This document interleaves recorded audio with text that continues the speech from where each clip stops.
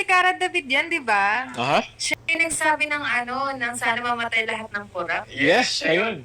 Ah. And sana matupad yung wish nito si Miss Cara David.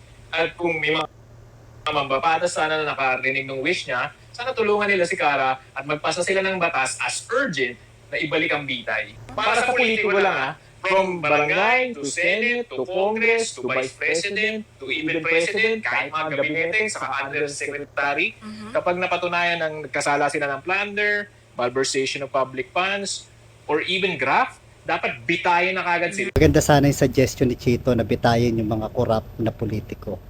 Kaso, baka maubos ang kapitan. Mayor, vice mayor, konsihal, governor, vice governor, bukal, congressman, senador, presidente at vice presidente. Eh lahat naman ng mga yan, di ba? Mga magnanakaw. Inuubos nila yung kaban ng bayan para sa sarili nilang mga interes.